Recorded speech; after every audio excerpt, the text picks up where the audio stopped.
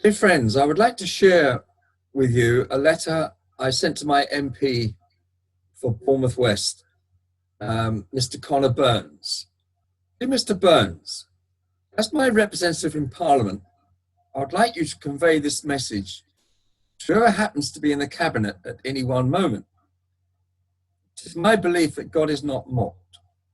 Approximately 700 babies are destroyed every day in their mother's wombs, 365 times a year. That is approximately 5,000 per week, 20,000 per month, and 200,000 per year, and every year. This is way more than people dying from COVID-19. And yet we hear nothing of this, nothing. But God sees it all. Fiona Bruce, MP, in 2018, on a parliamentary committee dedicated to strengthening the family, stated that research from the Social Trends Institute into families with children under 12 shows that Britain has the highest level of family instability in the entire developed world. Family breakdown has reached epidemic proportions. If it were categorized in health or environmental terms, it would be a national emergency. But her warning fell on deaf ears. Fiona commented that the government are challenged even to provide a coordinated response to this debate. Again, we hear no figures of how many marriages and families are terminated in Britain every day through a deliberate policy of abolishing the family in order that everyone will come under state control. Those of us who have a memory of life 60 or 70 years ago would never have dreamt that Britain would have slid into the degree of moral anarchy that we see all around us, resulting in the dismemberment of marriage and the family, the culling of 9 million babies in the womb since 1967, teenage girls having multiple abortions, rises in domestic violence, especially amongst lesbian partnerships, year on year, the spread of AIDS, HIV, and an epidemic of sexually transmitted diseases, principally amongst teenagers and the gay community, costing billions of pounds to the taxpayer, rampant drug addiction, widespread mental illness and suicide, a breakdown in discipline in schools, thousands of children either being sexually abused or abusing other children as a consequence of sex education. Hundreds of children wrenched from their parents, put into social care, and sold off to the queer adoption agencies. Sex trafficking, paedophilia, same-sex marriage, satanic ritual abuse, a rocketing violent crime rate, and the largest prison population in Europe.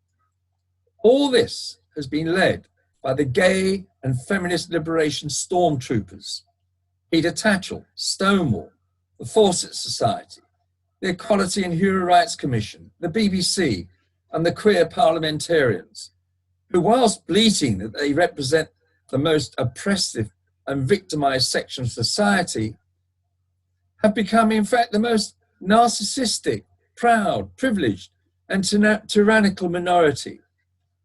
Whilst MBEs, OBEs, CBEs, KBEs, and their companion of honour has been showered on many of them.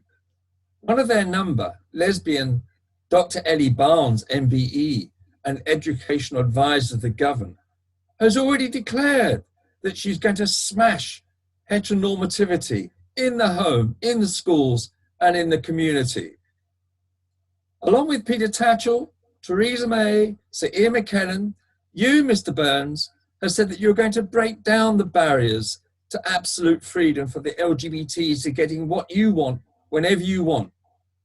Thatcher has said that no culture, no belief, and no tradition can stand in the way of the LGBTs.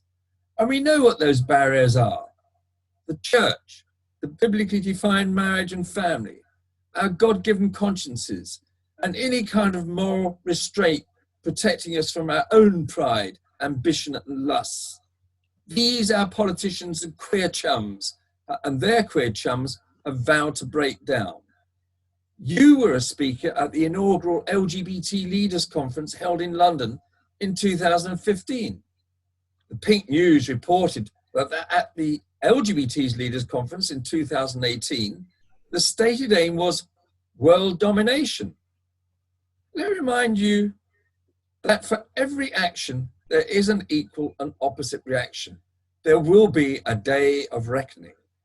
God is not mocked by this pattern of behavior, which has become global for some decades now, but with Britain leading the way.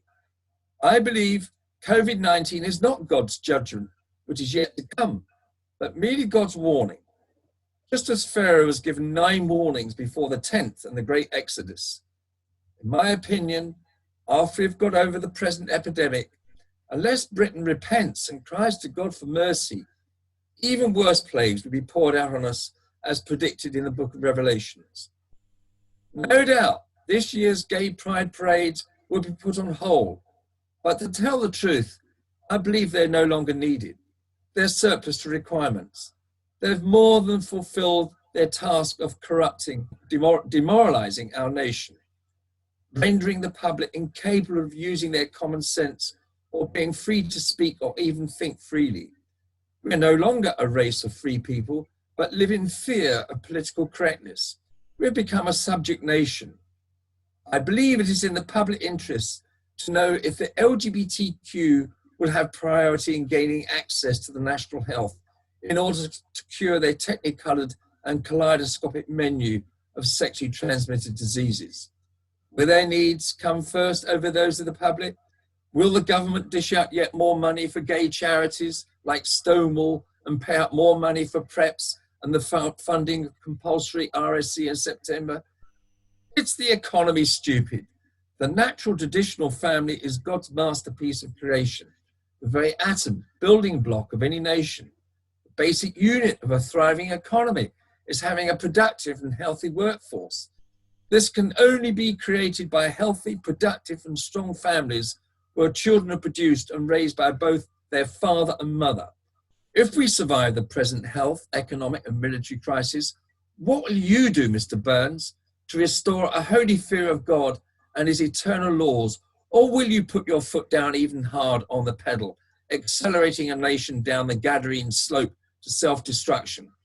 God is merciful and does not want that any should perish, but he is not mocked. Yours sincerely, David Skinner.